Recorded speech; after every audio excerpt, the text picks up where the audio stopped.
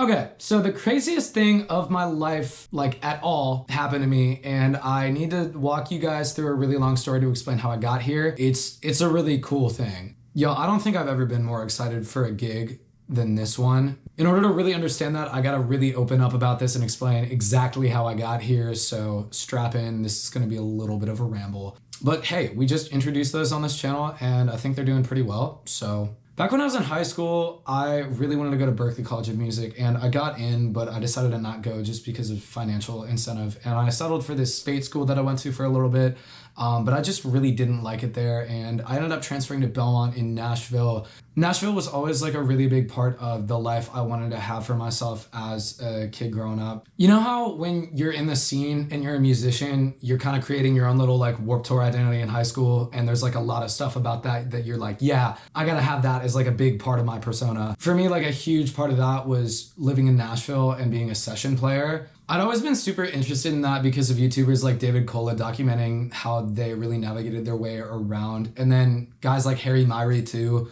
were a huge part of that. When I got to Nashville, this artist named Harvie had just blown up on TikTok, and I knew who he was, but I didn't know that Josh Manuel was the guy who played drums on his stuff yet. At this point, they had only released Bleach on the Rocks, so there wasn't much known about him. He just had a really big TikTok song.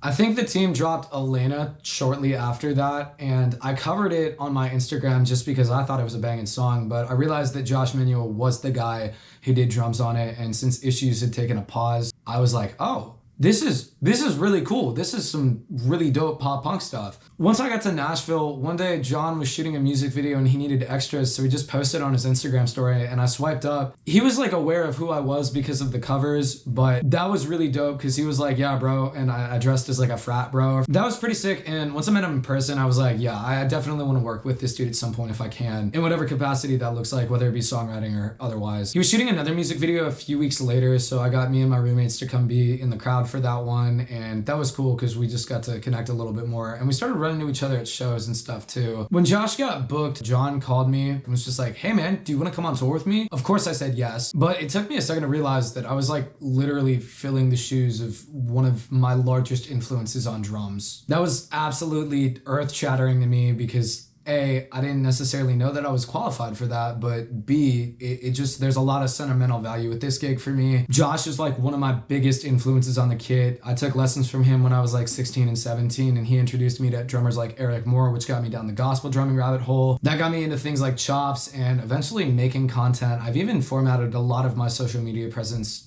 off of what he's done. So it's safe to say that he's a massive influence on just me as a musician in general. The tour starts in like a week, and I haven't even had the experience of playing one show yet, but I think my favorite part of this so far is that I got to go shadow rehearsals with them. That's the other thing. There's one drawback with this gig. John is on tour with Shinedown and Jelly Roll right now, and that tour ends the day before the tour with Charlotte starts. So I'm the only band member that doesn't get a rehearsal outside of Andrew Gomez, but he produced the record, so like I think he knows what's going on. Luckily, I was let know of all of this stuff about a month and a half in advance, and they got me an Ableton session with a click that I've been practicing to. You guys will hear that in a second. But yeah, I'm gonna show you guys the rig that I'm using for this tour and then a little bit of practice footage.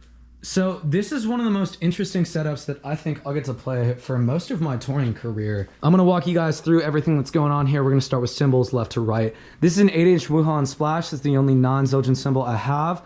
Then we've got some 16-inch K Light hats, 8-inch Zildjian Effects stack, 19-inch Zildjian Sweet Crash, 21-inch Zildjian Sweet Ride, 19-inch Zildjian K Dark Thin Crash, and then this is a really cool stack. My friend Dana drew on this. We've got an 18-inch K Custom Dark Crash that's completely shattered, and then over top of that, it's another 19-inch K Dark Thin. Yeah, both of those cymbals are broken, but honestly gives it the trashy feel that I need. Then with shells, this is an SJC Providence kit. We've got 18x22 kick, 16x16 floor, 12x8 rack, 30-degree bearing edges. I think it's 5-ply maple. I gotta double check that though. And then this is my favorite snare drum ever right now. This is an SJC Armada copper snare. It's 14x7. I just threw an Evans UV2 on it along with the toms. I'm gonna switch these heads out for EC2s, but honestly, I think the UV2 on the snare might be the move. It's really beefy and it sustains a lot. Right now we've got a Remo Power Stroke 3 on this head, but I'm gonna switch it out for an Evans EMAD 2. For pedals, we've got the Tama Speed Cobra 910s and then the matching hi-hat stand. And then right here, I just got like a string swing stick holder, so that way I can do like the little Paramore Zach Faro thing. In case I ever drop a stick, you can just yank it, boom, you're right back where you need. And then for those of you that care, sitting on a rock and sock throne. Honestly, this is like a scaled down version of what I wanted to bring, but I have to be realistic here, and this is the smallest setup that I could get away with for this gig. Over here, we've got the box of companies that I'm not endorsed by yet. Right now, we've got some ProMark sticks in there, a bunch of Evans heads, backup set of in-ear monitors because you need those. EMAD. And yeah, this is the rig that we're working with for the John Harvie tour. I think it sounds great. Would not change a thing about it.